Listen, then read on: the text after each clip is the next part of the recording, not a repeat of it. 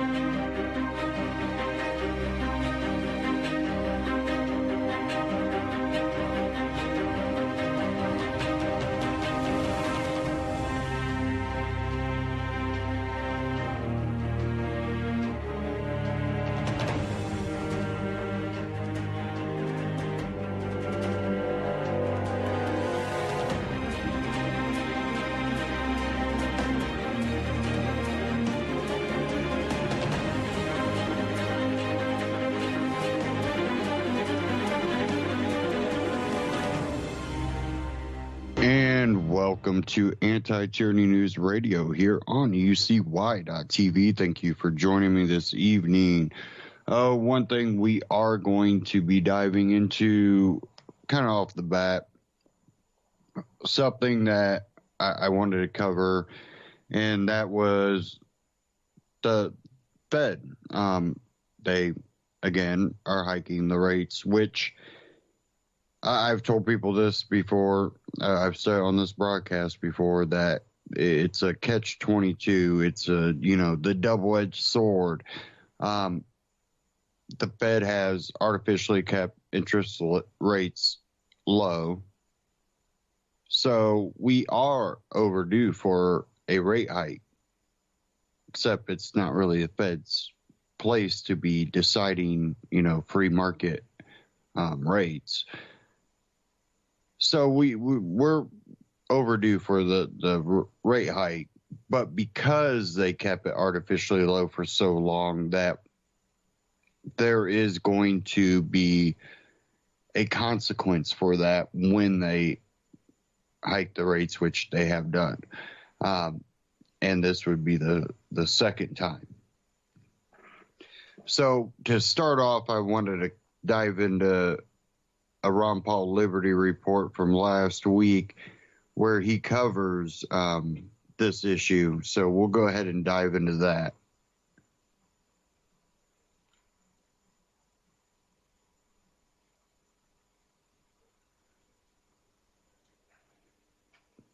Make sure I don't stick you guys with commercials.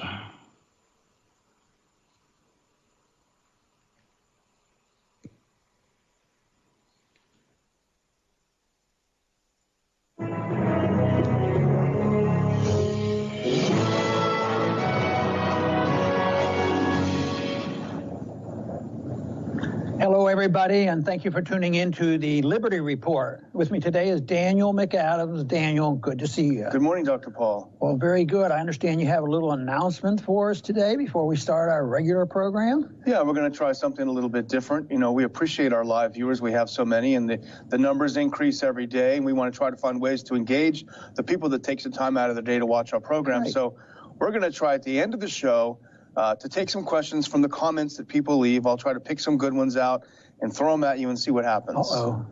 We can't be prepared, huh? Hot seat, yeah. Okay. Well, we're going to be talking today a little bit about what went on yesterday, because the financial markets were very, very active, and they weren't reacting the way most people predicted, especially the people at the Fed and the Wall Streeters, and they didn't follow the rules, and they were wringing their hands, what's going on? But yesterday, the Fed did exactly what everybody expected, and that was they raised the interest rates 1/4 point. And it's been a consensus for years now that interest rates have been too low too long. and down to essentially zero, they've been realizing that they have to raise interest rates. So they've raised them 3 times, though, in the last year, a quarter of a point each time, not even a whole percent during this time. And that's over the past 11 years, they haven't dared raise interest rates. But I think what this does, it calls attention to the fact that the Federal Reserve really is pretty inept.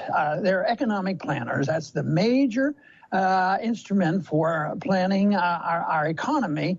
And they work on the Keynesian belief that wealth comes from creating money out of thin air. If you create money and easy credit and low interest rates, people will do certain things and the economy will grow. They work also on the assumption that that economic growth and the downturn is a consequence of free market economics, which is not true. Who creates the business cycle? Well, it's the Federal Reserve. But they blame it on the market for their excuse to come in and manipulate the markets either up or down, and they don't do a very good job. And I think yesterday was an example of a lousy job and pointed out some of their shortcomings, because the reactions were almost opposite of what they had expected. For instance, when you raise interest rates, generally speaking, people think, well, you can get more interest on your dollars that you have in the bank, and the dollar is an important currency. But that didn't happen. The dollar went down 1%, which is significant for one day. And ordinarily, you know, when interest rates go up, they claim, which I don't believe, that interest rates rise, and that hurts gold, and gold will go down. Well, gold went up significantly so. They have forgotten the fact that when interest rates were skyrocketing in the 1970s, that's when gold went from $35 an ounce up to $800 an ounce with rising interest rates. And ordinarily, in the past, when the Fed was manipulating the economy and there is a recession that they created, they said, all right, it's all over. I remember 1982, they had to have a ringing out type of recession from the boom inflation of the 70s. So it was announced policy, well, now we're going to lower interest rates, but raise interest rates. And when you raise interest rates, the general consensus is that the stocks will go down. Well, yesterday, the stocks skyrocketed to record highs. So things aren't working out so well, and they're sort of wringing their hands. But I don't think it's working out very well because they're working on a false notion that they have control, that they are significant, and all they do is manipulate things, building bubbles and setting the stage, you know, for these corrections. So I think that's what we're witnessing now, Daniel. This whole thing is emphasizing that Keynesian economics doesn't work, inflationism doesn't work, central banking doesn't work, and but you can't give up on that because there'd be problems. You know, they might worry about who's going to pay for the debt and this sort of thing. You know, there was an extraordinary moment yesterday at the news conference with Janet Yellen, and we saw this on Zero Hedge, of course. But Bloomberg TV's Kathleen Hayes kind of had an emperor has no clothes kind of question. Maybe I can just throw it at you a little bit, because everyone else was applauding the Fed's decision, and she here's what she had to say. She was asking this to Janet Yellen. GDP is tracking very low. Measures of labor compensation are not threatening to boost inflation anytime fast. Consumer is not picking up very much. Fiscal policy, we don't know what's going to happen with Donald Trump, and yet you have to raise the rates now. So what is the motivation here? The economy is so far from your forecast in terms of GDP. Why does the Fed have to move now? What does this signal then about the rest of the year? Well, this demonstrates the fallacy of this economic planning, in that they do know. Sometimes people ask me, you know, what should you do? What would you do? Would you raise them or lower them? Well, in a free market, you don't even have to think about that. But I think she hit the nail on the head. If she was sort of speaking from, you know, an interventionist viewpoint, you know, you're interviewing, but you're not following the rules, and why are you doing this? And this might cause a downturn. But she is right. Real wages are down right now, and they're down, you know, more sharply than the GDP. Debt is skyrocketing much faster than the GDP. And there's evidence now that department sales are down and restaurant sales are down. So there's a lot of sign of weakness. So this is a lot different than 2008. A lot of people think, well, when we have this bust again, they keep thinking of the last recession. But I think it'll be different. I think there's signs now that we're more likely to have stagflation or a inflationary depression, because we see prices going up, consumer prices and producer prices, more than they want to admit, and they don't really have any tools left. So I think we're going to see prices going up because we see them already creeping up. But gold is a signal too. You know, if the people who buy and sell gold looked at this and say, hey, you know what? This is going to be good for the traders in gold, so gold goes up $30, you know, this sort of thing. So I think she was absolutely right from their interventionist viewpoint, that they're not even following their own rules, and they're just sitting and crossing their fingers and yelling, keep saying, nothing is locked in stone. Mm-hmm. We can change our mind anytime we want, which is absolutely true. And then they wonder why there's uncertainty. The only thing that is a little bit baffling to a degree, and that is the exuberance in the stock market. And that comes from, it's not like it's fiction, because it's based on hope that Trump will accomplish, you know, some of the things that he says, the good things, not the increase in the deficit and not war and things like that. But he's claiming that he'll spend money on military, stimulate the economy, spend money on infrastructure, and he really is not worried about the deficit. And the markets look at this and say, you know, this looks pretty good, along with cutting taxes. So if you if you increase spending in certain areas and you don't really cut anything, he lists at the things he might cut, but this will you know, lead to better times. And people, I think the Trump euphoria is a market reality, but just as fast as it came, it can leave as well. You know, this is what is unpredictable. Just as all these reports yesterday didn't fit the model. I mean, and I saw one report, that's not our model. Our model said this, and they bet a lot of money on this too. And that, of course, the answer to that, of course, is what Mises teaches, is that you can't predict human action. You can't predict what people will do with their money. You give them back some of their own money, you say, well, that'll stimulate the economy. Well, they might pay off debt. And you don't know maybe, you know, they'll spend it overseas or something. There's no way they can predict human actions. And this is what's coming in. Generally speaking, the markets have reacted in a somewhat predictable manner over the years. The Fed would create bubbles, then they would deflate the bubbles, and then they would get interest rates lower. But they never look at the real problem of the misinformation they get from trying to find the right interest rate. And that's what this whole story was about. They don't know the right interest rate. They're just guessing at it. And the other thing is, it encourages too much debt, which we talked about. And it also encourages something that people don't talk about a whole lot, and that's the malinvestment. Because if you combine low interest rates that make business people do the wrong things at the wrong time, and also Congress contributes in it as well. You know, they might direct more of the money into medical care. That doesn't mean you get more medical care. You might end up getting higher prices in medical care. Same way with housing bubble, with Community Reinvestment Act. So the money is loose and the housing boom is going. And then the Congress comes along. You must loan money to people who are risky lenders, you know, borrowers.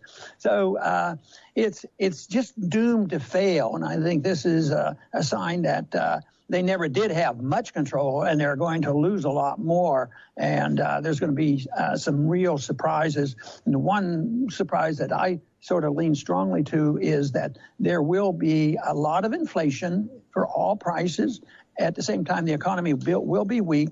They might call it stagflation. We didn't have a recent depression. It was just a super recession. In the same way with this. They're not going to call it, an inflationary depression, but that's possible. And the worst scenario for that would be things like Zimbabwe and Venezuela.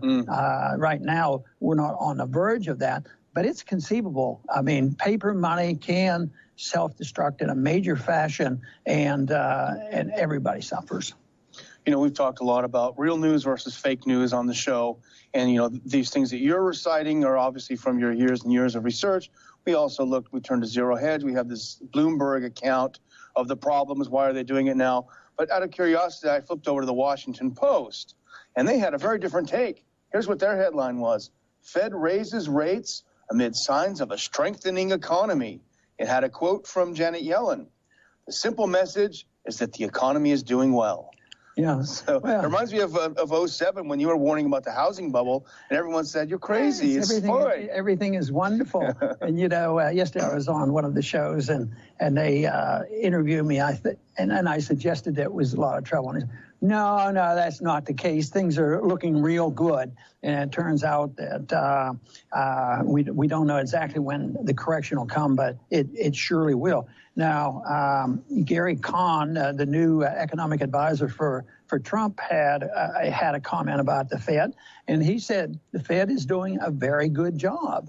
And so I don't think that there will be changes in Fed policy under the new administration. I think it's going to continue exactly the way, because Trump has said that he has tremendous respect for the Federal Reserve. This, to me, will be the big issue. Okay, well, we do have a couple of questions if you're ready to handle a couple. The first one comes from Derek Miner, and I think it's a good one. I think a lot of people are wondering this. He said, I hate the Federal Reserve, too, but isn't raising it 0.25 a good thing? Well, the market, if you allowed the market to determine interest rates, it would go up a lot more than that. It's an impossible thing to pick the right thing. Yes, the direction is probably the right thing to do, allow to get back to a more sensible thing. But they're locked into a problem. They're saying they're raising interest rates. At the same time, what she said yesterday is we won't allow the overnight lending rate to go up, the Fed funds rate. She's going to control that, which is, which is the benefit for the bankers. It's a subsidy to bankers that they can always borrow at what she says is going to be, claiming that keeping interest rates very low and beneficial to the banks, she can regulate things with the overnight rates and ignore the others and let the 10-year bills go up and maybe 30-year bonds and things that will rise. But yes, if you were looking for a hint of the Fed going in the right direction, yeah, they should have never lowered them to 1%. But I just don't like to get in this thing of tinkering around and saying, well, I don't want to endorse the system. It's the system that's wrong, and they shouldn't have lowered them. And since they are too low, I guess going in that direction is the right direction, but it's not necessary to solve the problem, And I think this is why the reaction is so confusing, because it's not a market. It's not a market effect. I mean, this is created once more by the Fed. I mean, the amount of time that the financial markets concentrate on what will the Fed say or do. One word yesterday was key to this whole thing, and they just look at this. That is so far removed from the marketplace, and that's why you can't get a straight answer or know what to expect next week or next month. Yeah. Here's another one that is interesting. It's Brent Ancap. I like that name. The Obama recovery has taken 7 years, and it's still bad. How long would a genuine recovery take if the government didn't interfere with the liquidation process? Now, that's a good question, because that's the key to it. And that individual probably knows a little bit about the Depression of 1921. Yes, stagnation is what Obama had, but I believe that the stagnation will continue. I don't think the liquidation will occur, because that's the way you get economic growth again. But the big problem is there's nobody that's going to permit it. The Fed won't permit it. The members of Congress won't permit it, and because it's painful to go through. It's sort of like trying to get somebody off drugs, and going cold turkey on that isn't very pleasant. So an economy would probably be in very bad shape to allow the correction to occur. But if we'd allowed that to happen in 2009 and had the liquidation, which they did in 1921, it was over in a year. But GDP would not limp along and pretend that it's growing at 1% and fudge the figures and try to hide it. That makes it a chronic thing. This is what Japan had done, not allow the liquidation. And we're now at that point, too, of not allowing liquidation. But that is what should be done. If we're going to restore soundness, it would have to be in collaboration with spending. You could go back on a gold standard. You could have the liquidation. You could say we're not going to run a welfare state. We're going to quit fighting all these wars.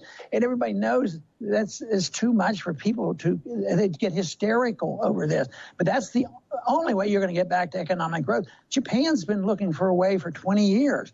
And things weren't quite as bad, but we started all this mess in the 30s. And it took all the 30s and World War II to rearrange things, liquidate the debt, and then they went back to economic growth again. And that's what we're doing now. I mean, it's still the past 8 years have been horrible.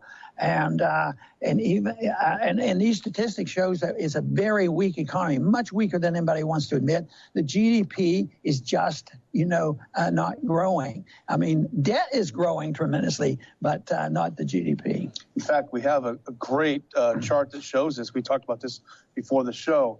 The red, of course, is debt, and the green is GDP growth. Why I think this is a magnificent chart, it proves my point, and it's a great picture, because the interventionists, the planners, the Federal Reserve, the Keynesians, the big spenders, the people who believe in debt, believe in the red line that is the salvation. This is what you do. You print money and you pay all the bills, but guess what happened? Debt goes up, but they don't get the growth. It isn't translated into growth, and that's what that green line. There's no the growth isn't there. It's very puny, and it'll continue until they change their method. The debt line is going to continue to go up, and toward the end of a currency, I mean, it just goes up, and that's when prices start to skyrocket and lose control. People say, well, when's that going to happen? Nobody knows exactly when it'll happen, because once again, it has a lot to do with individuals making decisions. And if right now they don't feel like they want to go out and spend as much on certain things, it may last for a while. But ultimately, that chart proves that you can't get economic growth just by printing money. So what'll happen is that debt. And, again, that's associated with real wages. That also explains why real wages don't go up. What happens is that line, the red line is going to go up straighter. And the green line is probably going to turn down, and GDP will go down. And right now, there's some prediction about GDP. The recently one at Atlanta showed that the GDP is, and I think that was mentioned in those hearings yesterday, the GDP is not very strong at all. And it isn't reliable either, because the irony of the GDP is that if government decides to spend, and Trump wants to spend a lot of money on military, that'll help the GDP, but he'll be buying more drone missiles and dropping them over on people and blowing them up.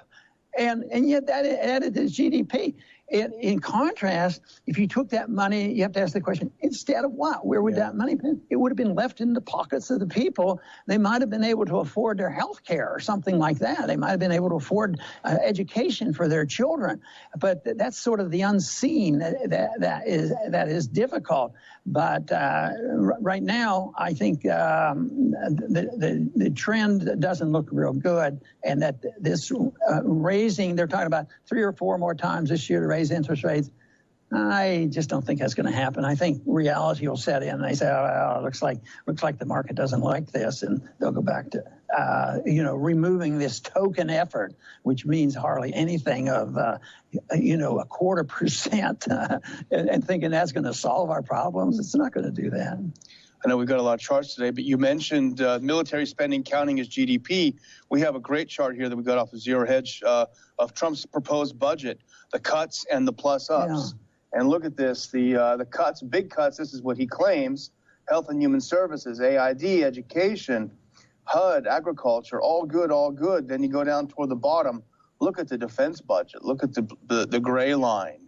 Yes, it's incredible. And, you know, the only way the Congress can get away with this is you have to terrify the people, scare them to death that we're about to be attacked, like Saddam Hussein's coming. He's going to drop a nuclear missile on us. And now we have to be terrified, and that's the name of the game, and they work on this all the time. Unfortunately, you know, I can't think of anything real positive to say about that because the cuts aren't going to happen. And the people who want those cuts are very sincere. The people who voted for Trump and a lot of conservatives in the Congress want it, but it's not going to happen. And those spending, the spending will happen. That's the way it's been for a long time. And there's one factor on why they could possibly continue to do this for a while longer until the whole thing implodes. And that is there's a Federal Reserve System. Without a Federal Reserve System and sound money, you're limited. You can't print money out of thin air. It restricts the politician. The politician can't buy votes by going to his district and say, what do you need? Oh, you need to build this part for the F-35 and this gives you military jobs. You won't cut that, will you? No, we're going to build more F-35s and more helicopters. I see they're building the most expensive helicopter ever now. So everybody will say, that's good for jobs, isn't it? And that circulates the money, and that is all good. So I would say that this isn't going to work. The spending cuts won't occur, and the spending increases will, and we're going to continue to limp along. So no guns without the butter. There you go. I want to thank everybody for tuning in today to the Liberty Report. I think this is fascinating information and a subject because the Federal Reserve is key and it's very important. We have a lot of support, you know, for Campaign for Liberty, for auditing the Fed. And it is that function, which was started in 1913, which has undermined our economic system. It has undermined, you know, the whole process. And it destroyed the gold standard, and it ushered in an age of exuberance, of printing money and running up deficits. But believe me, if it were so easy that all we had to do was get monopoly control, not only on our own monetary system by people who want to spend money, but on actual control worldwide by running the reserve currency of the world and pretending that we're spreading American goodness. As long as that exists, they're going to keep doing this. But it is results from this fallacy that creating money has something to do with creating wealth. It doesn't. Creating wealth means people have to work, they have to save, and they have to invest, and they have to suffer consequences if they make mistakes. And you cannot have runaway welfare and runaway warfare and think a country can get wealthy. This is what has destroyed most nations and most empires throughout history, is the destruction of the monetary unit as well as overextension in foreign policy. And believe me, we're facing the consequence of that type of policy. So hopefully we will wake up some people. I know on my travels that I meet more and more people, a lot of young people who know exactly what's going on, but their voices aren't heard and they're not getting to express themselves. All they want to do is show the Bernie Sanders rallies and said, every young person in this country now wants socialism. Well, I don't believe that. There's a lot of people there, and it's a growing number, who want their freedom back and want to take care of themselves. They want to mind their own business, and they would like to see a system of sound money, and they'd like to see a system and a policy where we didn't go around the world looking for wars to fight. Those conditions would usher in a period of time of peace and prosperity, which certainly should be the goal of all Americans. I want to thank everybody for tuning in today. Please come back soon.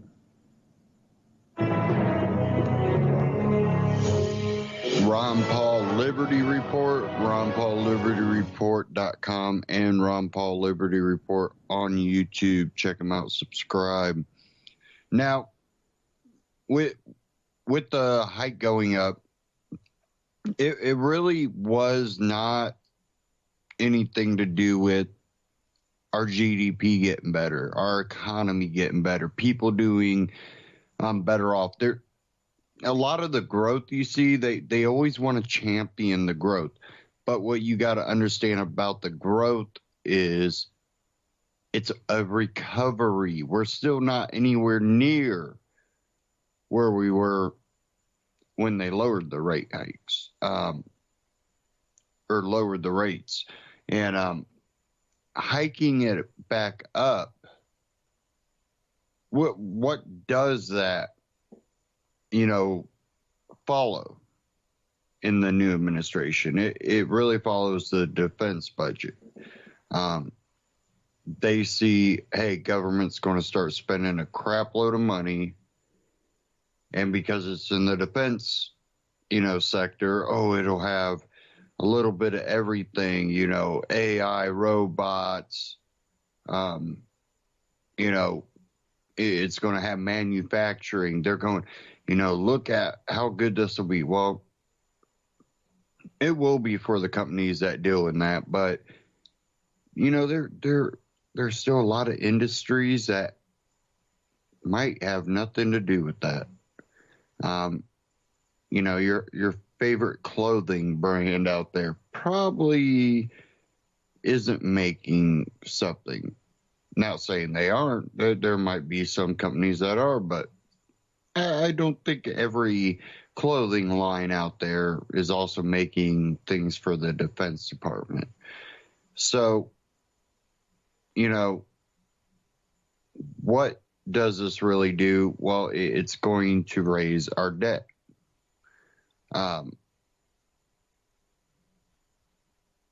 It's going to raise prices on things. And again, we're not back to where we should be.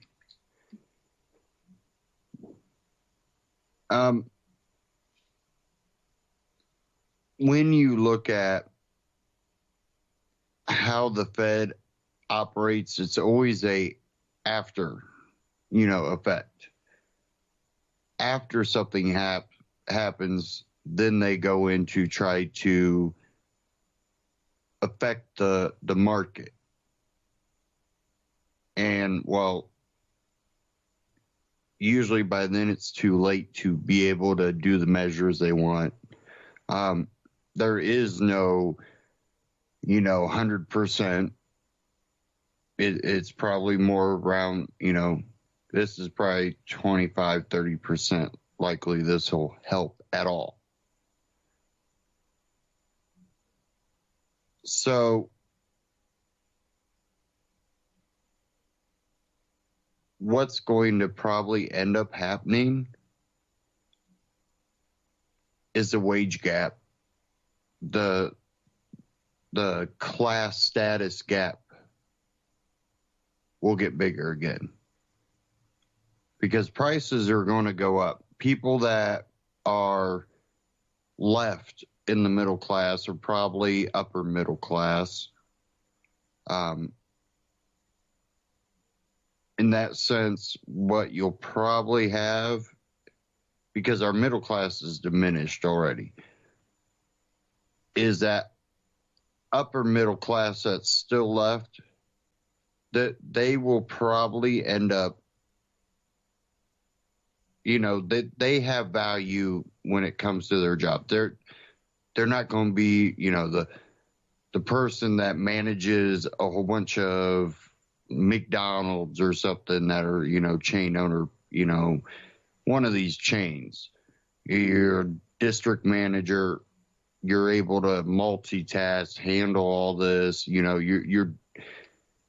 take on a workload. You're probably valuable enough to them. You'll hold value to that company.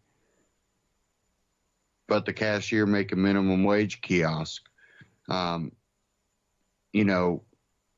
robot hamburger flippers, what will come next. And what this will do is, again, it will make that gap bigger. And that's very dangerous. You start taking that ladder away, which it's already been, chipped away at. run by run. There's almost no ladder left.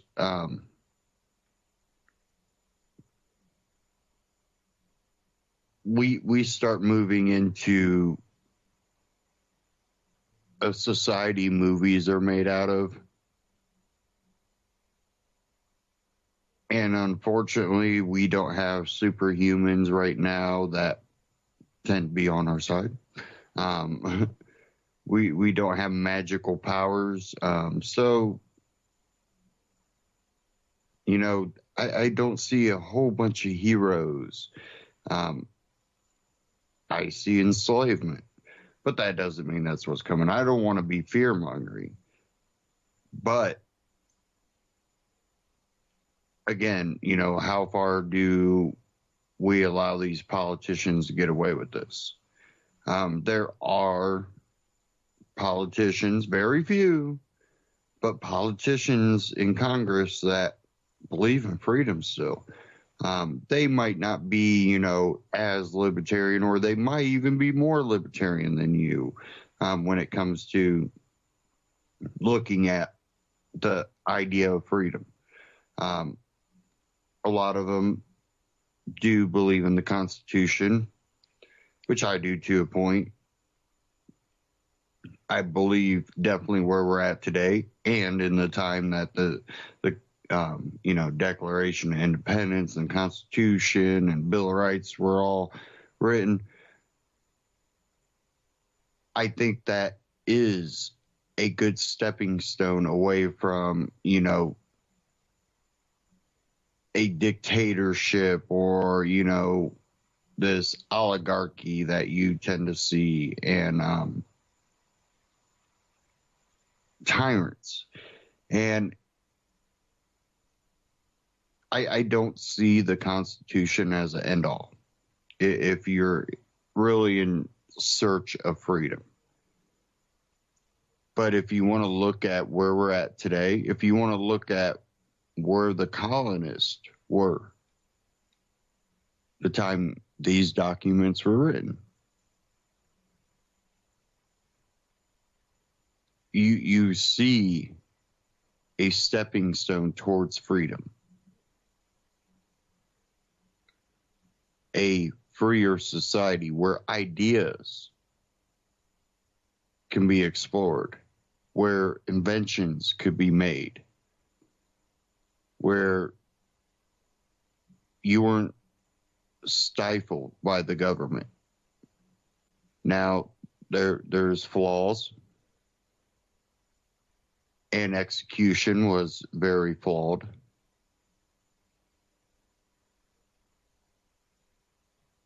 But there's ideas, definitely in the Bill of Rights, definitely in the Declaration of Independence.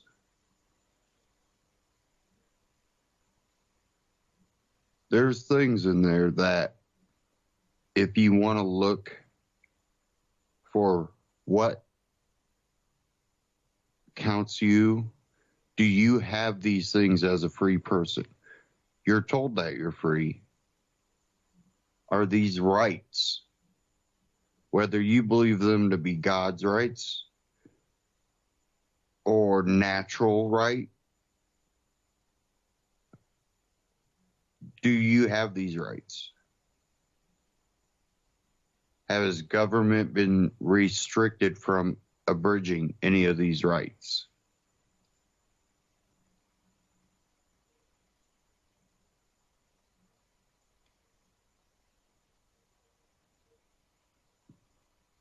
And we look at where we're at now. Now, whether Trump's sincere or whatever, you know, pushing for this Obamacare light, that to me doesn't say, hey, I'm sincere about repealing Obamacare.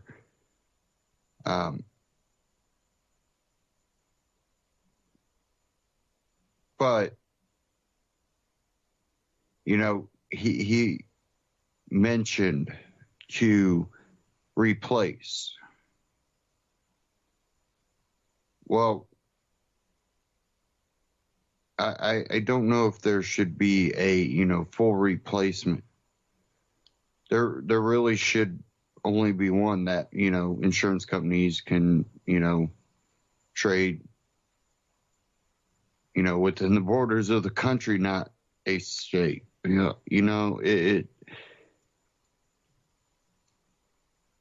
Rates are already going up. There's insurance companies that are, this is too much for them. Obamacare is not going to keep them in business.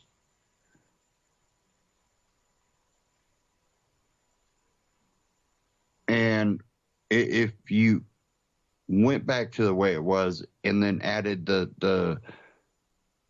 a clause that says that insurance companies are now able to also trade, over state lines,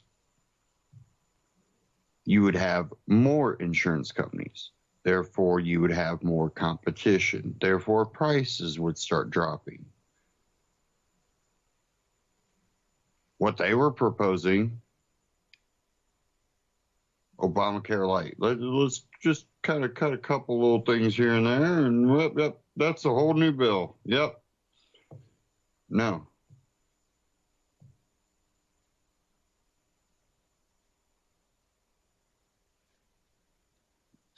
I have one here I wanted to cover.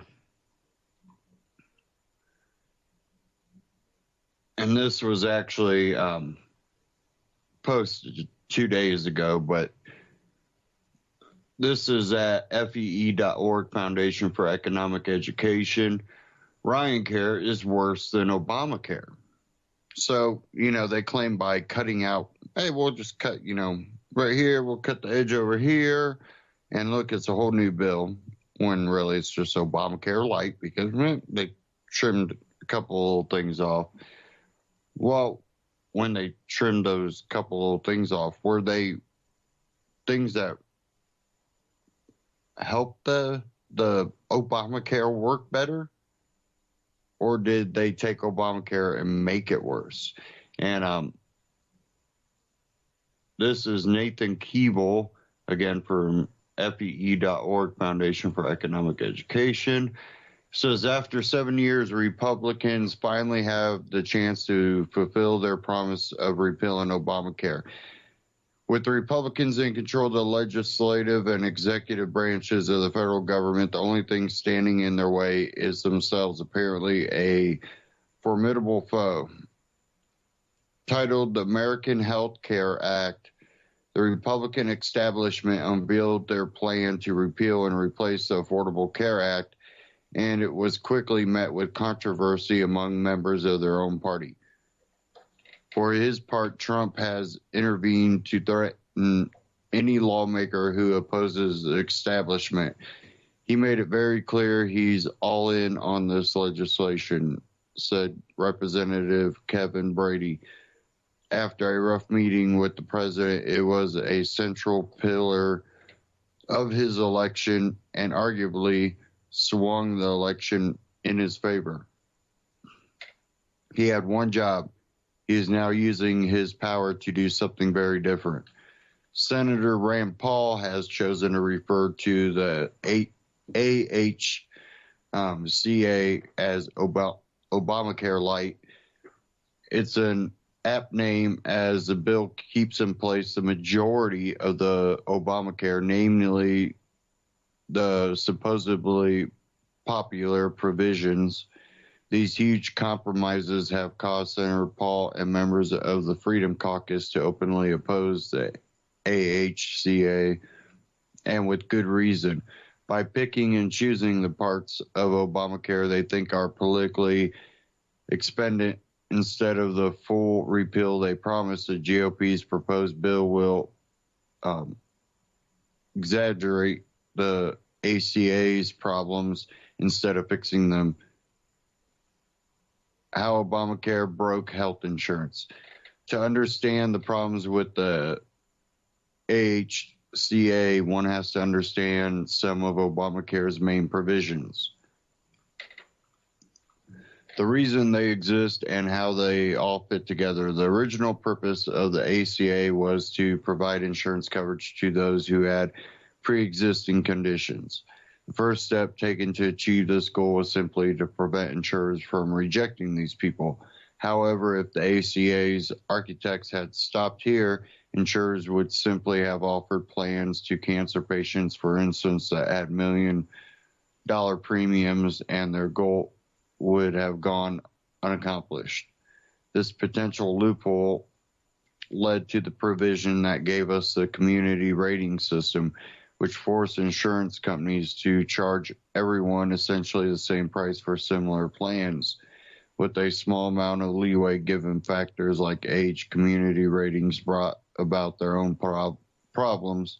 However, with insurers forced to accept everyone and unable to charge more for pre-existing conditions, people would have no reason to buy insurance until they became ill. Further spurred the necessary rise in premium. Healthy people would begin to refrain from buying insurance, forcing premiums to rise more, and so on until the health insurance industry failed entirely. Referring to the sequence of events, free market economists coined the now famous death spiral term. The death spiral is obviously very bad, and it prompted the most infamous of Obamacare's features, the individual mandate. The individual mandate created a tax penalty for those who didn't hold an approved plan for the entire year. By forcing everyone into the health insurance pool, the ACA's framers hoped to avoid the death spiral, with subsidies and other mechanisms added into the bill to further encourage the purchase of insurance. The death spiral happens anyway. At this point, the ACA's architects were pleased with their work. They had thought through the consequences of their legislation more thoroughly than most. After all, however, they failed to consider the same factor, which is the ultimate failure of all central planners: their necessary ignorance of market conditions and how best to handle them. The individual mandate failed to coerce enough healthy people to purchase insurance in order to cover the newly added ill. As insurance pools have worsened and increased demand for health care without a subsequent rise in doctors and hospitals has driven prices up, premiums have grown massively. The death spiral is occurring despite Obamacare's attempts to prevent it. Insurance companies are hemorrhaging money and going out of business. Some areas now have only one supplier, with 16 counties in my own state of Tennessee having no provider at all. The ACA, like all attempts at central planning, is a failure. At best, the individual mandate's only effect has been a somewhat slower death spiral. The AHCA's major blunder. Obamacare is a clear example of Ludwig von Mises' famous adage: the government interventions necessitate more and more interventions to fix the problems they create. The fact that the ACA's provisions are all intertwined is also clear. To avoid an even bigger disaster, all of them need to be repealed at once. But for reasons that are very likely political, the Republican establishment has chosen a weak and compromised bill which keeps the requirements for pre-existing conditions and community ratings, but does away with the individual mandate. In other words, the ACHA removes Obamacare's funding mechanism, but keeps the requirements that made it necessary in the first place. In the individual mandate's place is a mandatory 30% surcharge payable to the insurance companies. for those who go without coverage for a prolonged period of time and then choose to purchase another plan. The surcharge is wholly insufficient to fulfill its purpose, whereas the individual mandate punished people for not purchasing insurance. The surcharge punishes people who have decided they do want to buy it. It provides people with very little incentive to continue paying their huge premiums while they're healthy. Insurance providers simply couldn't survive in such a distorted environment. The GOP sacrifice of principles for votes will likely result in the loss of both. If the ACHA passes, which it won't, we know that now, as is, the health insurance market would collapse in an even more rapid death spiral, and this time the Republican Party will be on the receiving end of the political blowback. Indeed, that ACHA's inevitability failure would create the perfect political environment for a push towards a single-payer system. The left undoubtedly frame the ensuing chaos as to blame deregulation for the free market, when it truly lies in Obamacare and the Republican Party's spinelessness to propose a proper repeal. You can read the rest of that. He goes into free markets and are the solution, which I've kind of covered. And, you know, calling this a repeal, it really kind of, don't let them play you for stupid. They're trying to play you for stupid. I know most people aren't falling for it.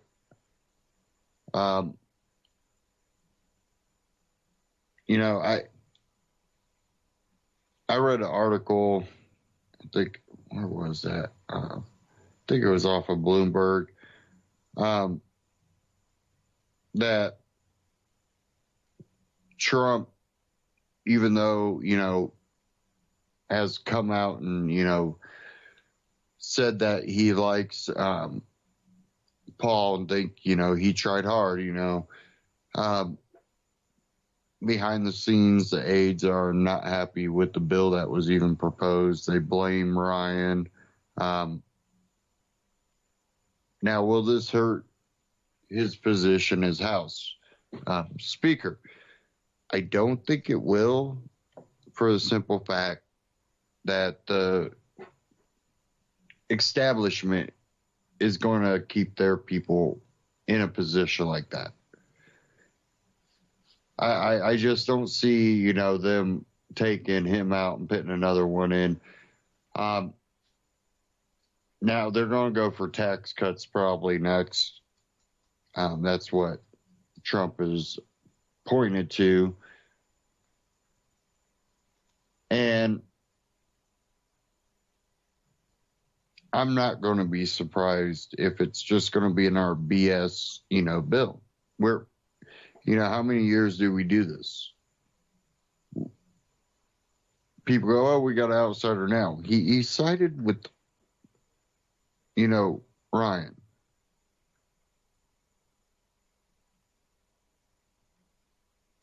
You can't call him an outsider anymore. He's on the inside. Now what do? You know, other radio hosts, other, you know, the supporters out there. What do you do now? Do you deny that, you know, he's siding with the people he said that he was going to weed out? When you do have all these liberty people that they're the ones that end up standing up against this, and we don't see him trying to reach out to these people.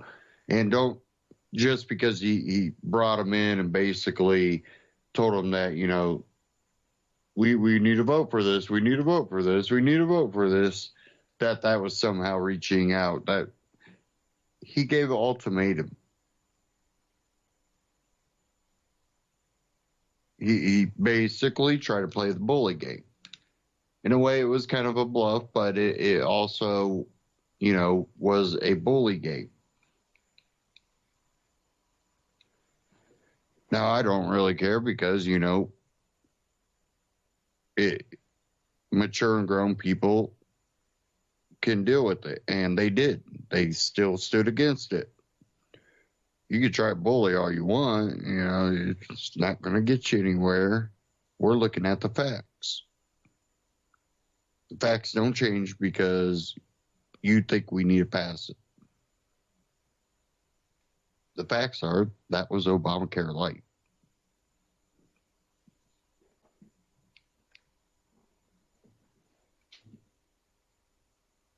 And I think if you truly think Obamacare is a bad thing, that you would be glad this didn't pass.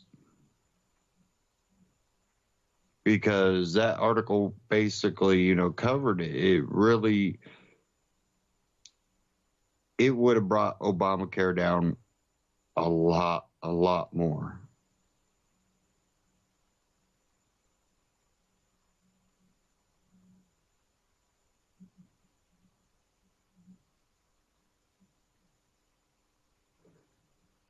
Okay.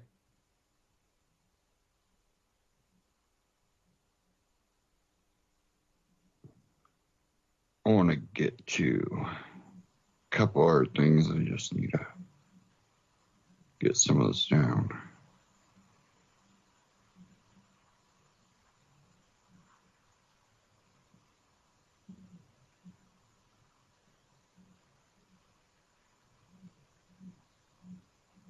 Sorry, guys. I don't keep my tabs open anymore. Try to save everything.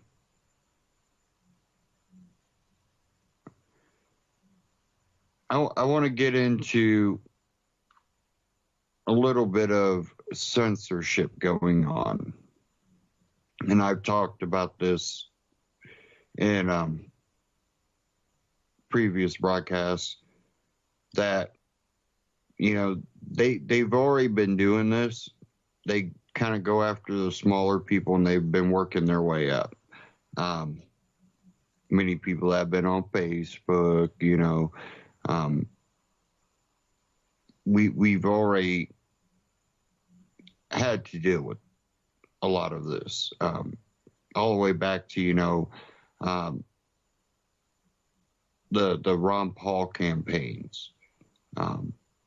Many Ron Paul supporters were banned and, suspended for a week or whatever for posting just articles about Ron Paul. Post them, share it to a couple of people or friends or whatever, and bam. I personally know that one person, he posted it to his page, posted it to one other person's page. And as soon as it, posted, he refreshed and bam, he had a, warning that he was spamming. And if I remember right, it was from a mainstream site, so it wasn't, or I can't remember. I think it was mainstream. Can't be 100% sure on that.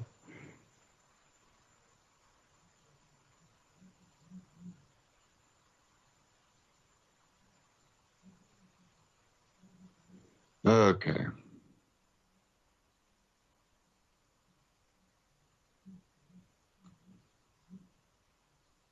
I got two clips here I want to play. One's going to be from We Are Change. And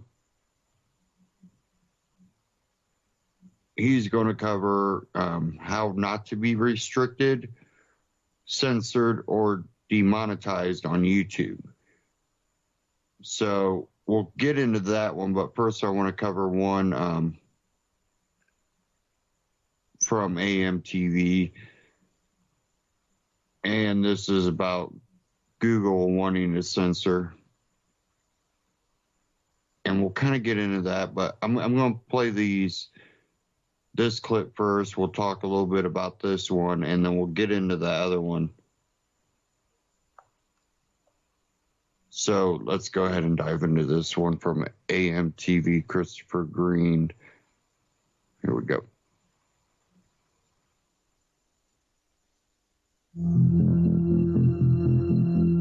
And you mainstream media are losers. You're losers. Hillary Clinton, you're a loser. You lost. Get over it. Mainstream media, you're a loser. You're losing, and you've lost. Get over it. More good news from the evil empire. Google to censor what they call controversial and extremist content. Google to censor controversial content, which is really just an attack on free speech, of which we've been over ad nauseum. According to the Wall Street Journal, Google steps up effort to keep ads away from controversial content, like to what you're tuning into, because it's too controversial. And God forbid we have a free press. God forbid freedom of speech be allowed in this country, because, again, folks, you live in a totalitarian police state and take it up the ass on a regular basis. God forbid somebody think differently. God forbid somebody speak the unofficial narrative. God forbid somebody veer off the teleprompter and speak from his gut and his heart, because, after all, that's dangerous. And all of you are controversial and extremists and terrorists and witches, and also, clearly, enemies of the police state. Not the state, but enemies of the police state. And you must be tarred and feathered promptly and burnt at the stake, according to the U.S. federal government. And these totalitarian corporate giants, cancerous companies like McDonald's and others, that are pulling their multi-billion-dollar funds and advertising from Google and the parent company Alphabet to pressure them to shut down not just controversial content, or what they dub with their decided definition, which is all it is, extremist content, but essentially shut down freedom of speech, which is exactly what they want and how they want it. Go back to sleep, sheep. Go put your head in the sand, ostriches, and don't think. Don't challenge your system. Don't challenge your education. Don't challenge your indoctrination. And do not, God forbid, challenge anything these people are telling you. Don't think. Thinking is conspiracy. Thinking is controversial. Alphabet unit acts after backlash over ads displayed next to fake news or terrorist videos. Targets include content that attack or harass. Ooh, so scary. Well, we better dump all free speech. Yep, that's right. Get rid of all of it. Yep, sounds good. But again, most Americans don't even like free speech because it ruffles their feathers of their illusion that they live. The illusion that, well, they've been sold. The lie. Do what you're told, sheep. Sit in your little cubicle, sheep. Oh, yeah. You'll get to do what you want later in life. Yeah, that's right. Save for your retirement as we loot your retirement accounts with the next financial crisis. Let's keep order to our society. We don't want people thinking for themselves or perhaps acting out. That would be dangerous. What would George Soros and others do if they couldn't control you, the peon, the bawling little bitch in their eyes? What would they do? How would they amass and accumulate their vast amounts of wealth in perpetuity? How would they do it? How? Okay, I'm going to stop there. Now, these, corporations, these are the same corporations. You got to think, every commercial you see during mainstream media, sponsors of, little special gifts and things they do. All these corporations basically are funding mainstream media. Where has alternative media started beating mainstream media on the web. That's where alternative media is. Well, now these corporations want control of the web. And if you let them get it, unless you go along with what they want you to say, just like the mainstream media does, if you're not willing to go along with that, then you're not going to have a place if they're able to do this. And, you know, I'm not a fan of Google. I'm not a fan of Google because I don't trust them. I don't like how they talk, what they, propose, what they believe in. They say they don't want to be evil, do no evil or whatever their little phrase is, but by thinking that they're not doing any evil, they are doing evil because they're being arrogant to the world around them. People can have good intentions and do the wrong things. There's a saying out there that love can kill. You can try so hard because you love so much, but you don't know what you're doing. You don't know the right things. You can't predict the future. And you, in turn, create something that you don't either have control over anymore, or it also the factor of absolute power corrupts absolutely. I think we're on the verge of that if we allow all this to go through with the the controlling of the internet by these mega corporations, running, the social media websites, the video websites,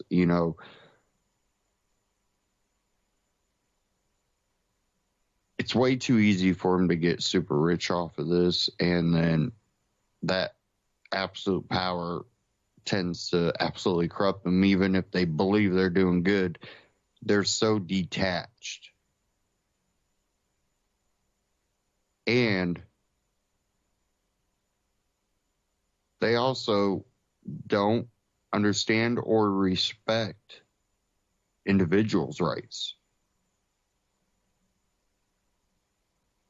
They see themselves above that old, that Constitution, we're not government.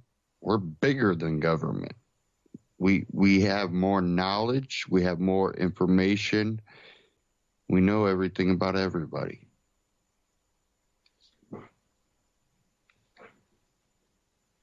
Wasn't it the FBI that was trying to force Apple to open an iPhone?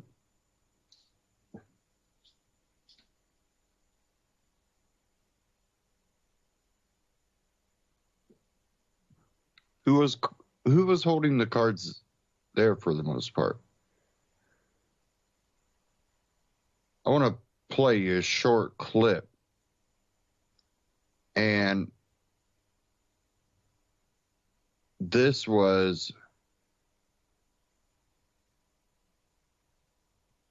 from the Blaze Glenn Beck program interview with Eric Schmidt. I'm going to play this here, and I'll cover that as long as it takes off. Well, if I can get it. Forever. I happen to disagree on what life is. We want him to be right. Yeah. He's taking all kinds of vitamins and everything else. He believes he just has to make it till about 2030 and he'll live forever. I happen to disagree on what life is. We want him to be right. Yeah. Let me start with this. How would you define life? Well, I think we all understand that life is basically defined as consciousness. Right, that ultimately consciousness is the unique thing that humans have. So if you can make a robot conscious. It's life? Maybe not. We'll have to decide. But consciousness is more than an analytical process. It's more than a verbal process. It's something that is not understood. It's never been understood by philosophers, and scientists today cannot explain consciousness. If Ray is right, because this is one of the things he's working on, if he's right, and you can download somebody, let's say a soldier on the battlefield, and he's still got it, but he's lost everything else, and you could download his essence and put it into a working machine, have you created life or saved a life? These are the questions of science fiction. The good news about your question, but it's not science fiction. But what you're describing is many, many, many years from now. 2030, according to the guy who works for you. Well, I will be a little bit more pessimistic. 2040. It's a long, long time. And the reason is that as we understand the parallelism of the brain, which presumably is our consciousness, it will be many, many years before we can simulate what you're describing. What we can do... You should talk to Ray. I have. Does he know you're this pessimistic on his work? I'm not that pessimistic on his work. I'm a supporter of his work. All right. It doesn't mean that 2030 is the date. Have you ever encountered a product that slips? Oh, I know. I'm still waiting for my flying car. But... Well, we're actually working on that. But I also know why you hired him, because I know his record. I mean, I read The Age of Spiritual Machines when it first came out. Ray is a truly brilliant innovator and futurist. The reality is we've got to do stuff step by step. One of the core questions in this area is whether it'll be possible to do something called the Turing test, where you can actually determine whether a person or a computer are one and the same. You literally ask questions of the computer and the person. Many people believe that within a couple decades, we'll be able to have computers that are as smart or as dumb as humans. Mm-hmm. But in order to do that, by the way, the computer wouldn't have to have a perfect memory because it's trying to simulate people. So it's a more complicated question than you might imagine. If you can, and you call them in your book, you call when you could up a memory prosthetics. Explain memory prosthetics. Again, is there some way in which we can recreate some understanding, allow you to consult it, get it into you? We don't know. These are speculation. You guys sound like I read your book. I know. You're not as like, well, that's crazy talk in the book. I mean, I don't understand. These are not current Google X research projects. No, I know that, but. So you're hearing in this interview that, you know, they're looking at these. They're far off. Don't worry, they're far off. Yeah, don't worry. Well, far off for you or me, I'm sure. Far off for these people, I'm not so sure. Because even though he says it's not part of Google X projects right now, because they haven't made it that far, they're not quite there yet. That's what I would question.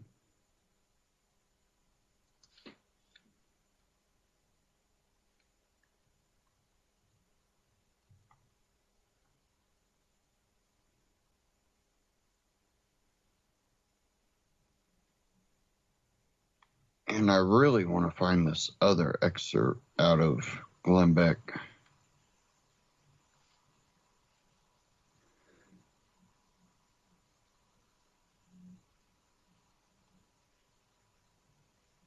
I found one that I wanted to cover, but there was another one that I really wanted to cover. I'm going to play this one, and then we'll get into another one that he covered in the interview.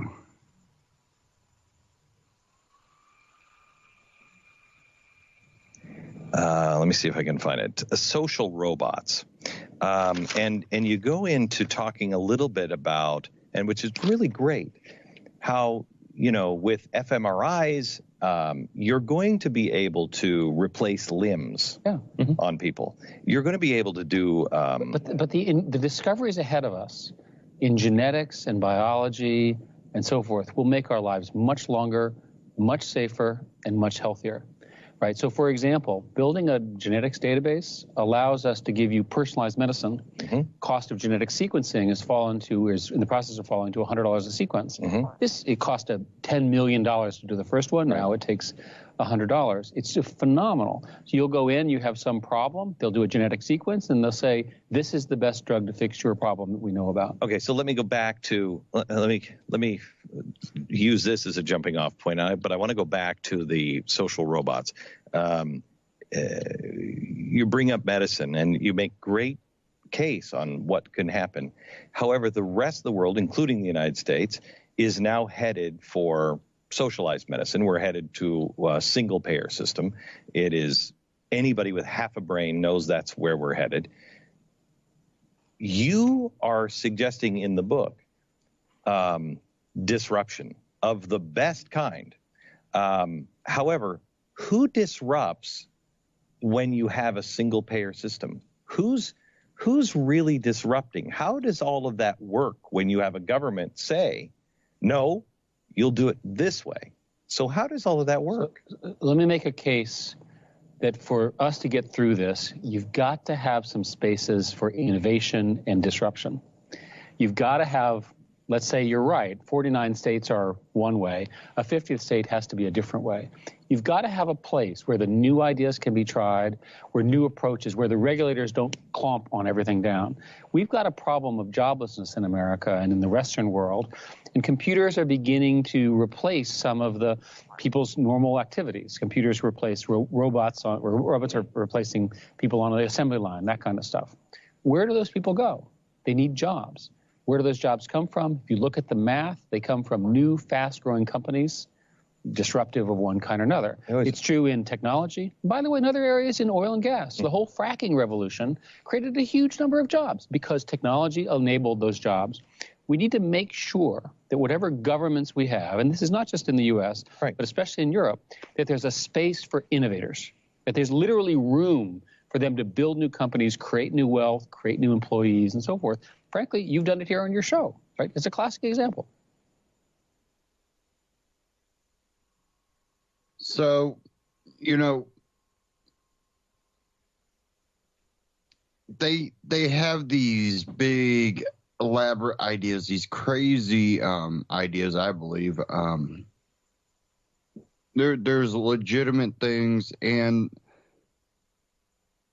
the problem is they want to be the gatekeepers of these things, which then in turn doesn't, it's not going to bid well for you. It just won't. It's going to play in their hands. And I tried.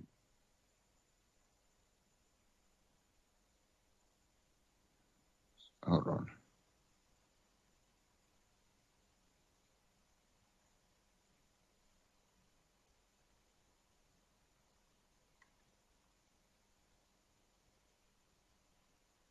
Okay.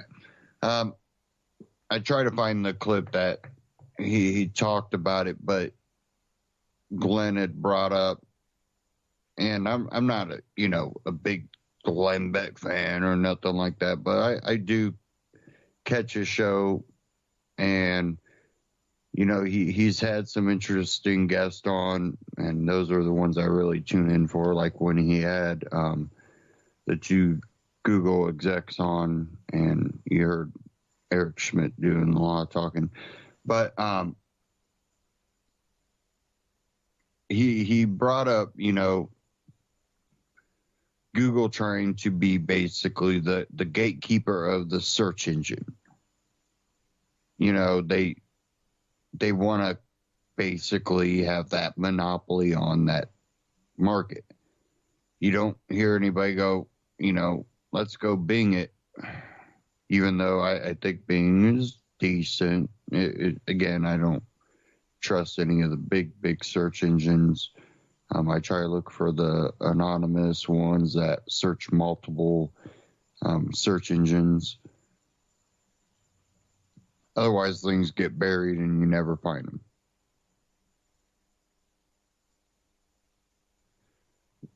which even with those search engines, you have problems trying to find things just because they bring up everything.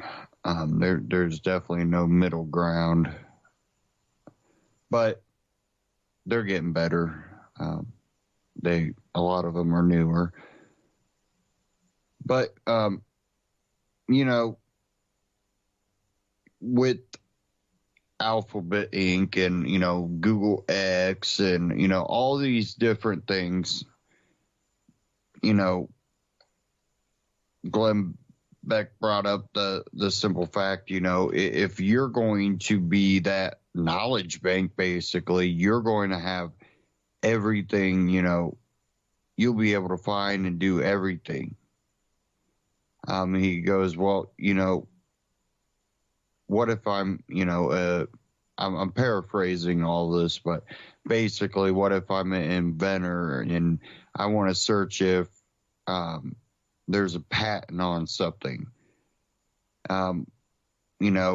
Knowing you have the resources, and I think it had to do with, maybe intertwining with government. You have the resources. What's to say you don't like the idea so much that you go, yeah, there's a patent on it, and file it. What's to say you can't get to the patent office first, or, direct line right to the government? I need a patent on this now. And, Eric Smith said something to the extent is, we wouldn't do that.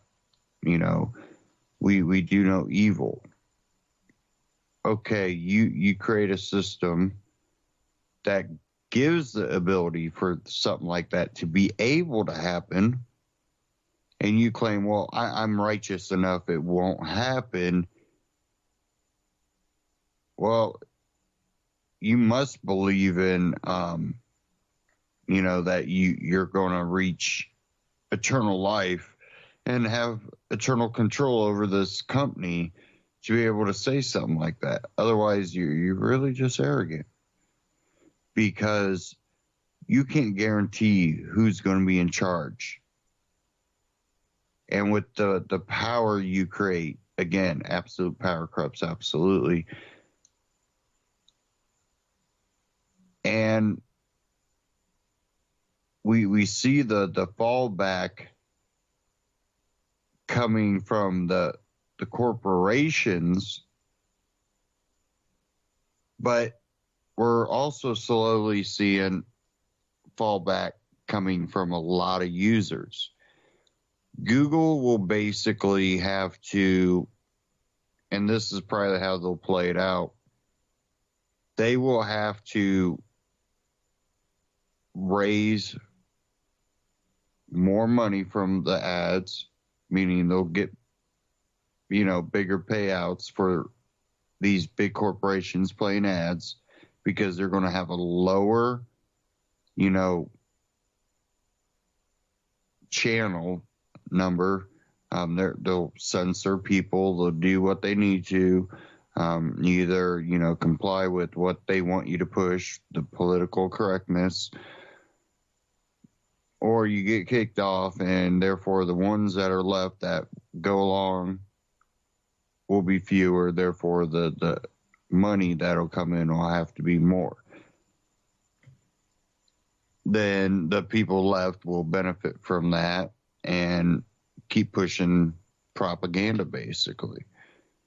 And you best believe that a lot of the big corporate networks will be on there. They're probably not going anywhere.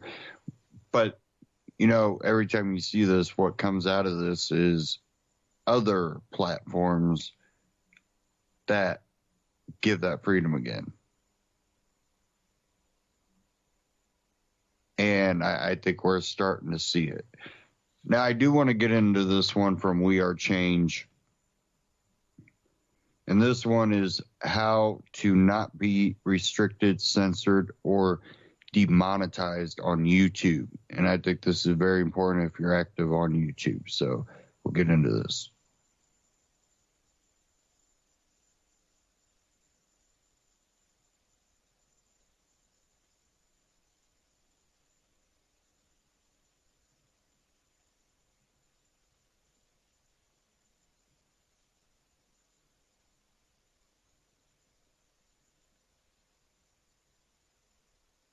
Gee, I am peeved because from the information I'm getting, other YouTubers who interview me and put their name in their videos automatically get demonetized. Yes, I don't understand what the hell's happening here, but in this video, we're going to explain to you how that's happening, the consistent problems with YouTube, the censorship, and what other people need to look out for with their YouTube careers. Now, we're living in an amazing day and age where Americans now have fewer TVs on average than they did in 2009. We're seeing the trust in mainstream media go down dramatically. We know people will believe what the media tells them to believe, and right now we are seeing a resurgence of the decentralization of information as the internet will soon overtake television in time spent by media. This is an incredible, beautiful time that we're seeing the repercussions from, with people being disillusioned by left-right politics and actually critically thinking for themselves, going online and getting real independent information without any bias. Understanding this is the main reason why I'm on YouTube working as an independent journalist and not for all the other mainstream media companies that try to acquire me. But here's the problem. Many YouTubers who have interviewed me or put me in their videos and put my name in their tags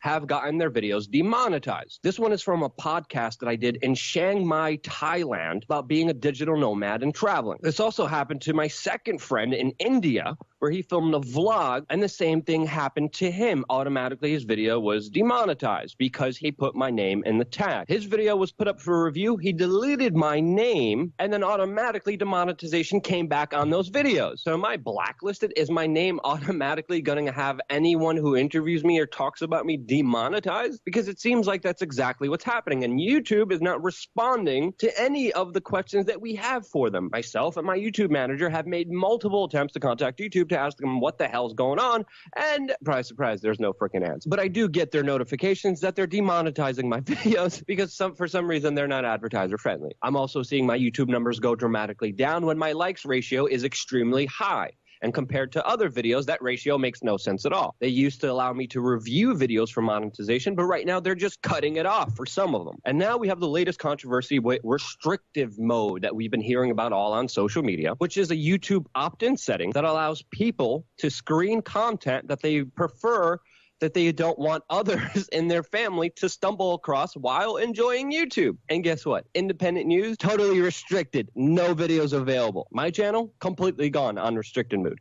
CNN, the crap, criminal, congested, conniving, conscrupulous, cockroach news network, CNN, totally available on restricted mode. And this is the same news network that had a host eat human brains on their own television show in order to get ratings. They resorted to cannibalism in order to get hits, and it worked. I watched it twice. It was disgusting. But YouTube's restricted mode doesn't see an issue with that. And there's been an uproar because many people who have LGBT content on their YouTube channels have been blocked with this restricted mode. And because of the backlash, YouTube is apologizing and then going back in and making sure that some of the content is not restricted. But what about me, you buttholes? I cover the same topics as CNN does, only I tell you the truth about them in a very similar format that they do. Why are these fake news lunatics allowed still to be seen when they're eating human brains for views on television?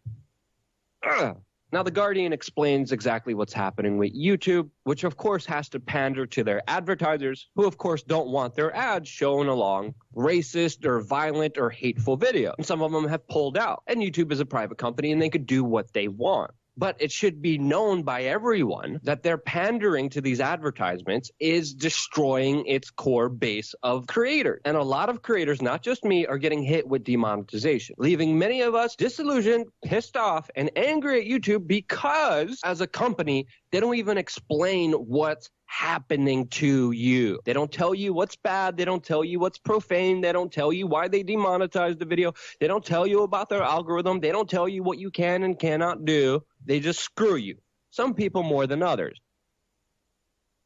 by making their name alone a factor in demonetizing them. I understand. My job is to question authority. That's why I'm here. That's why you guys are watching me. That's why you guys are supporting me on Patreon. And I have done that against very powerful politicians and corporate heads and bankers and anyone else out there who does injustice to the people. So I understand I made a lot of enemies, which I think would explain what's happening to my channel now. But YouTube, at least if you're going to screw me and all the other content creators, at least tell us how and why. Haven't done that, and with many people like myself depending on the income from YouTube to continue my existence here, you become a crappy company that sucks major webbo. So again, in conclusion here, if you want to be a successful YouTuber, not be put on restricted mode, mysteriously have your videos demonetized, this is what you have to do. Stay in line. You don't ask any questions. You obey authority. You become a corporatist, sellout, shill, and you eat some human freaking brains on national television.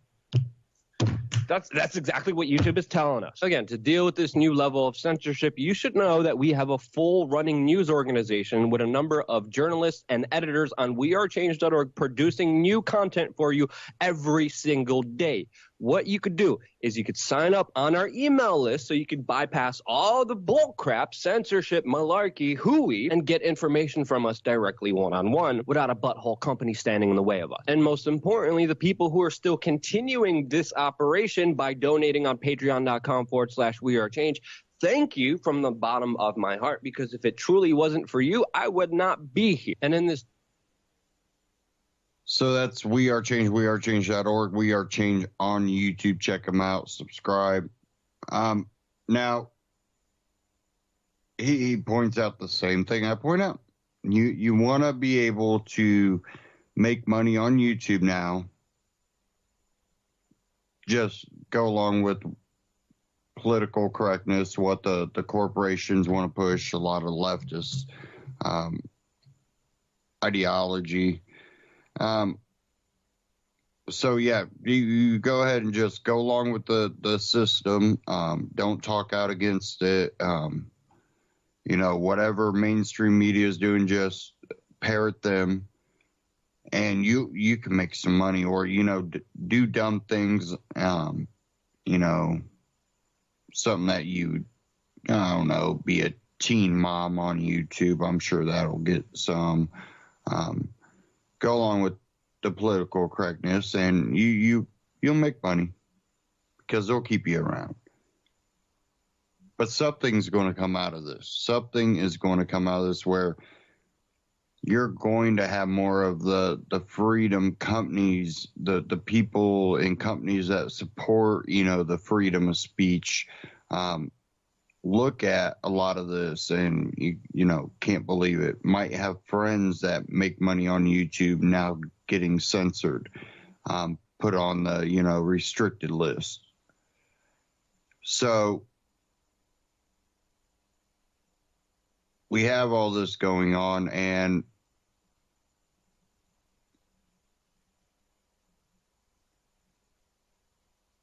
what's going to happen is going to have to be another, company or, streaming service or something that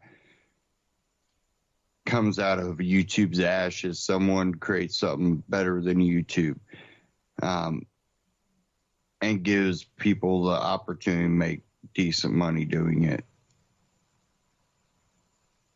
And I don't see it too far off, because you're not going to see Google change. Google has set out a plan and a path, and they are determined to get there.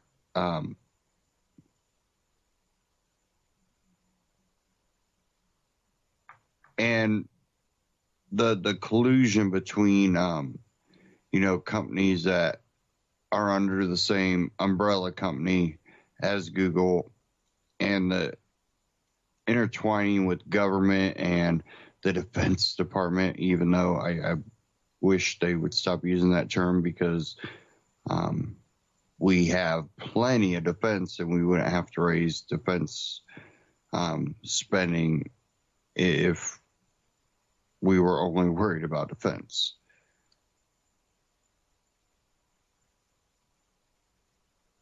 And hopefully we can have more companies that but the system to say and give, Google, Facebook, and, any corporation that decides to go along with the political correctness, never mind facts. So hopefully we see that soon, because I think we're in desperate need of that.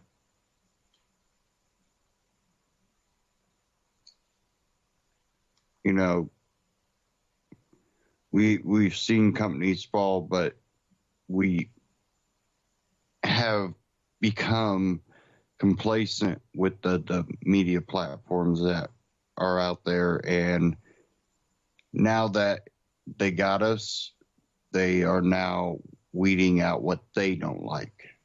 And again, it's their company and they can do that. But, who's going to fall in line just to kind of go along with something that we've become accustomed to?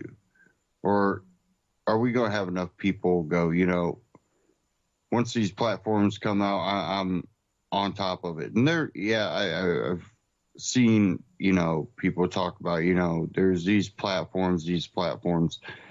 The one thing a lot of those other platforms don't have in common with the big ones that are out there right now is, one, capabilities, and two, ease of use. And that's what I'm talking about. Something that can compete with these platforms that make it just as easy with many of the options, or a couple, majority of the options that these platforms have, with maybe a couple options that these platforms haven't came up with it yet.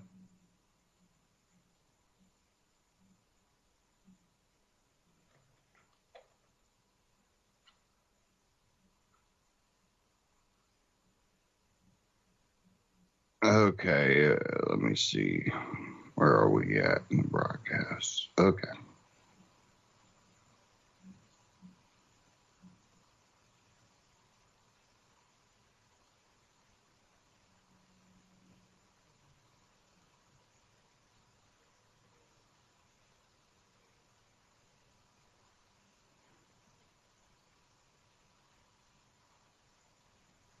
Okay. Now, I haven't talked about this person for a while, but journalist Barrett Brown on prison, leakers, and private intelligence agencies. This from Reason TV or Reason.com. Check them out.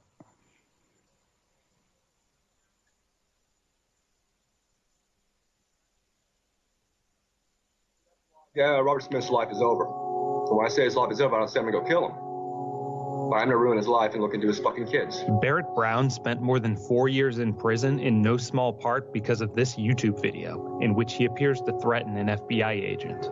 But how did it even get to this point?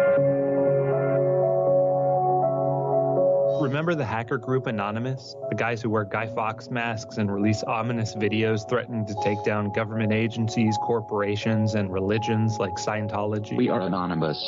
We are legion. We do not forgive. Well, Brown rose to semi-fame when the media characterized him, not entirely to his liking, as the spokesman for Anonymous. It would be his association with hackers that would later land him in federal prison. But Barrett Brown is actually not a hacker. He's more of a hybrid activist and investigative journalist. He first ran into trouble after he launched a crowdsourced research platform devoted to investigating the private intelligence sector. Think a privatized version of the NSA that counters perceived enemies of large corporations and governments. After a major email hack, Brown and his team uncovered and publicized a conspiracy amongst several of these private intelligence firms to, among other things, attack and discredit journalists. What exactly landed Brown in prison is a bit complicated, and we'll get to it later. But what's important to know for now is that Brown just got out in November and is already working as a journalist again, covering the city council for D Magazine in Dallas, Texas. But as is always the case with Barrett Brown, there might be more here than meets the eye. He says he's already working on a project to disrupt things in Dallas and way beyond. We met up with Barrett at the D Magazine headquarters to talk about his time in prison, the state of the private intelligence sector, and to get his read on America's current political situation and the role hackers and leakers have played in it. Barrett, thanks very much for talking to us. Thank you. Could you just give us an overview of what your impression of federal prison was? It was very educational to be within the confines of the government, to actually be there 24 hours a day, watching government officials walk around, conduct themselves. It gave me additional perspective on how these people think, how an institution operates, in contrast to how it's supposed to operate. What were some of your observations about the prison guards and other federal employees? They'll do whatever's convenient at any given time. I spent about 6 months altogether in the SHU, in the Special Housing Unit, the Hole, as it's more popularly known. A couple of those occasions entirely without justification. It was known that I was in there without justification. I was being retaliated against by a particular administration official, the assistant warden in this case, and these fellows, the staff there, who generally approved of my work. They all read my column. They tend to actually have you might call like sort of right libertarian views to some extent. Nonetheless, will happily confine a journalist in the Hole. They will do whatever's asked of them, and that's important to know. It's important to keep in mind that, you know, we need to know about the apparatus we have, the personal apparatus we have in this country. We need to know what cops will do, what ex-military people will do, what bureaucrats will do, even when they don't agree with it. When we're going into a period of potential disarray, civic disarray, as we are now, we need to be thinking about those factors. A lot of civil libertarians and other critics of our prison system believe that the SHU, solitary confinement, is inhumane, cruel punishment. Do you think that that's a fair characterization based on your experience? Solitary confinement has been shown by countless studies, you know, to have a certain effect on people's mentality, on their emotional life. I was very rarely in solitary confinement as such. It's more common to have a SHU set up where you have two people living in a cell. They do that for a number of reasons, one of which is space, one of which is to make suicides more difficult. And people can get used to anything. That's the interesting thing about being a human being, is that, you know, and we know this from history, is that people have to get used to sometimes anything. So I can't say I suffered a great deal. I tried to take advantage of the situation as much as possible. I got some of my best work done in the SHU. But, you know, that's not possible for a lot of people. Not everybody has something they can attend to while they're held back there. And oftentimes they're held back there far longer than they're supposed to, even according to BOP's own policy. I've seen it happen many, many times. That's one of several overlapping issues in the U.S. prison system that need to be addressed. The fact that Obama had to come out and forbid children from being held in the SHU or in solitary is telling about our society. That's not something that should have had to be done just now. And that's something that should have been addressed a long time ago. And you mentioned that you were put in there often without explanation. At some point, your email access was suspended, you believe, for communicating with a journalist about corruption in the Bureau of Prisons. You discovered through some FOIA requests that you were classified as an inmate of greatest concern. What does that mean, and why do you think you were one? I was listed as a hacker, which not even the DOJ claims I'm a hacker. I think the reasoning on that is it would have been kind of embarrassing to say, this guy's a journalist, he's writing about us, just be wary of him. You can't really make that explicit, a situation like that. And of course, the reason I was actually aware of that classification was I was told by a staff member, contrary to policy, because I am a journalist. And one of my tactics, as opposed to hacking, is actually to develop sources among people who are unhappy with the institutions they work for. And that happen time and again within the prison system. That needs to be kept in mind both from people who actually support these institutions. It needs to be kept in mind by those of us who tend to oppose these institutions, that there are fractures there that can be taken advantage of. They're not thinking as a Borg. There's individuals here who disagree with a great deal of what they do and what their government does, but nonetheless continue to work for the government. Those people generally aren't going to be very useful. They tend not to have a strong moral center, almost by definition. So But these are all things that are going to come into play more and more as our civil society continues to fracture. Barrett Brown's arrest, like many of the more dramatic moments in his life, was caught on camera because it happened in the middle of a video chat he was leading. Oh, is Barrett getting fucking raided by the FBI? Holy! Could you just describe what actually happened that night? We're doing a Project PM video chat, as I did most evenings at that point. I heard a rustling at the door, opened it, and I see some sort of very confusing scene of a guy with a big metal shield, a faceplate, and there's yelling, and they came in, knocked me over. My arm was under my chest. This SWAT team fellow dug his knee into my back. You can hear me screaming on the video. My ribs were being pressed into my organs. And you can hear the audio of me, explaining that to him, and that I can't, as he's requesting, move my arm, put it behind my back because he's pressing down on my spine. They took me to the federal building. I had some injuries to my ribs that lasted for a few months. I had a bottom bunk pass because of that. I wasn't able to climb into a top bunk for a while. And, that's about, I think, probably how a raid generally happens. I'm trying to imagine what the justification for a SWAT raid like that would be. Were they hoping to catch you in the act of hacking into an intelligence firm or something? It was just for fun. I mean, they have all this equipment. It costs a lot of money. They don't get to necessarily use it as much as they perhaps would like to. And so when they get a chance to do it, they do it with gusto. Brown was somewhat famously charged for, among other things, sharing a link in a chat room to classified data that had been obtained in a hack of a private security firm called Stratford. Curiously, Stratford wasn't mentioned in the original search warrant, though. Brown believes that this was because they were actually interested in a different line of his work. He had launched a crowdsourced platform called Project PM to investigate the murky world of private intelligence contractors after the hack of a firm called H.B. Gary. Brown and his team discovered in the hacked emails that several of the firms joined together into a conglomerate called Team Themis. One of Team Themis's projects was to develop potential lines of attack against critical organizations like WikiLeaks and journalists like Glenn Greenwald. And they detailed some of their methods in a PowerPoint presentation that Brown and his team distributed to the media. Brown believes that the Team Themis investigation is what put him on the Fed's radar. We know what this case was about. This case was about H.B. Gary. It was about in-game systems. It was about this large informal network of state, corporate contractors and intelligence officials who believed that we have too much freedom to speak out against U.S. policy. What is the public interest in knowing this information? We found executives and we found developers with these companies, and we found government officials colluding against the U.S. public in ways that have no defense. These technologies are still little understood, in many cases entirely unknown outside of a few companies, and which have the ability to influence our national consciousness in ways that would have been impossible just a few generations ago. Explain that a little bit. What are some of the methods that we do understand now that they use to influence the public consciousness or public opinion? The most disturbing is persona management. This is something that came out of the H.B. Gary emails about a month after the original hacks. It was one of our main focuses. There was a contract put out by CENTCOM under the U.S. Air Force for companies to develop software methodologies by which a single person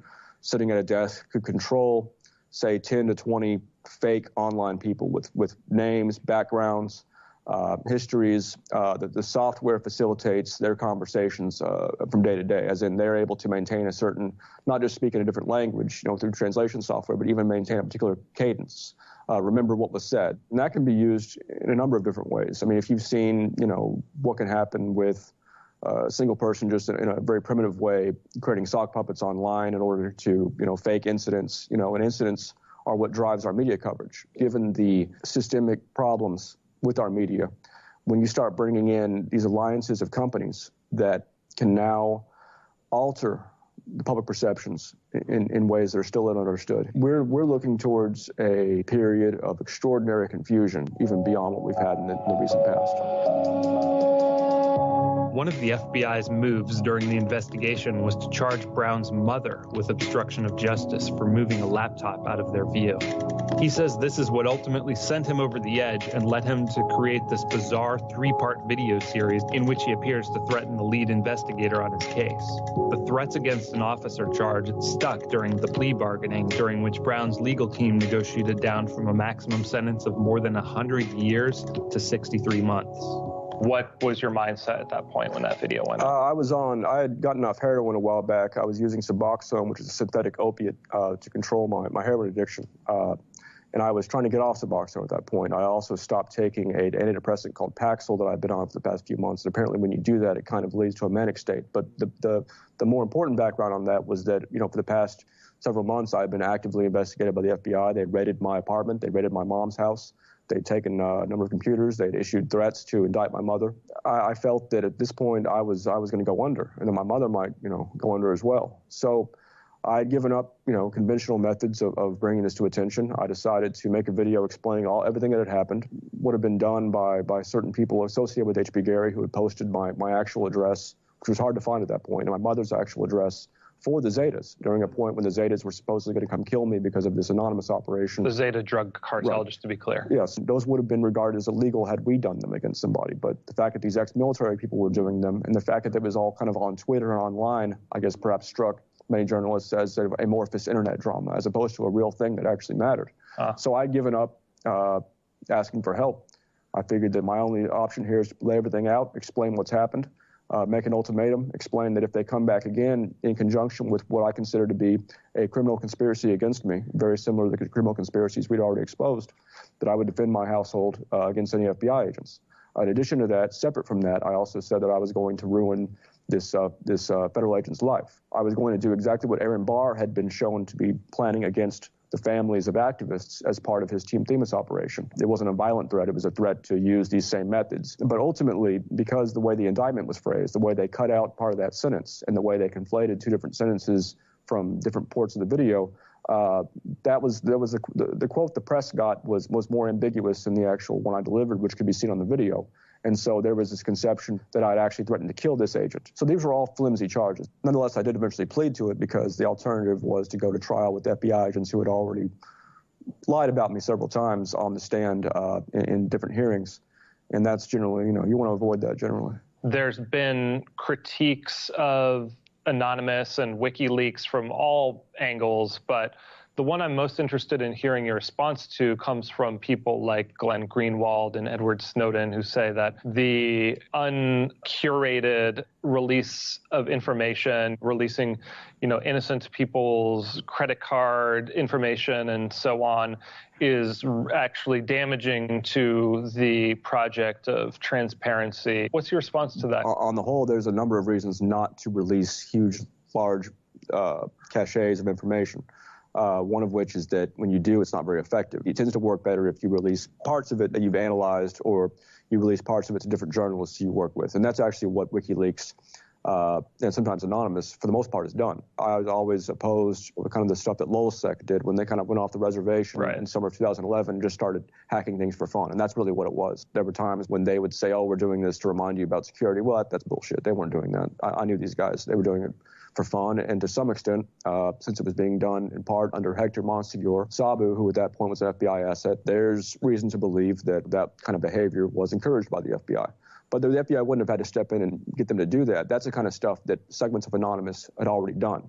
When you have a activist movement that's really built on what was previously a trolling group, those are inevitable problems. And that was one of many reasons why at different times I detached myself from what was going on in Anonymous, concentrated more on a group that I could, control to some extent, or at least know what it was doing. At least, something I could say, this is something that I approve of. Since the 4 years have passed with you behind bars, I would say the world has gotten even leakier. We've seen the impact that WikiLeaks has had on this past election. What's your reading on the election and the role that leaks played in it? I mean, now we're seeing the age of non-state actors sort of come into its own. We're seeing this bizarre scenario in which individuals can, have a lever by which they can move large objects in ways that, again, this all comes from the information age and the fact that for the first time in human history, any individual can collaborate with any other individual on the planet. And the implications of that are not yet fully realized. But I think with this past election, we're seeing what that means. It's obvious. you can go check out the rest of that, and you can find that at Reason.com or on Reason TV on YouTube. Check them out. Watch the rest of that. And I think, one thing some people don't realize is if you use electronic devices, you're not ever 100% secure. You have legitimate fears on both sides when it comes to hackers and the government hackers, the people that do it for government, whether they realize they're doing it or not. Let's say they work at some company that tends to give information freely to government. That person might not know what they're doing. Some might create tools that they don't realize the implications of those tools. And then we have people that do it intentionally. And when you look at a lot of polls, when it comes to government and corporations, a lot of the population do not have a problem with those people getting hacked. They have a problem with the everyday citizen. Does that mean that's right? I don't know. I think if there's legitimate cause for concern, maybe corruption or, things that we fear in politics and corporations, and if the documents aren't released in an investigation, there's no actual public investigation that's completely open, you're going to have hackers come in and do the work. And that's where you get WikiLeaks. How deep corruption has gone for such a long time, the internet has given, birth to these hacker groups out here that go, no, I know there's something wrong here. They hack and they release the information. What we hope is innocent people aren't, attacked. And then on top of it, even the guilty, that we hope they would get, a trial. We don't want vigilante type justice. What we want is justice, but a proper trial. I think, if you're accused of something, you're going to want a trial. You're not just going to be like, no, he's guilty, send him off, never to be seen again. You don't want that.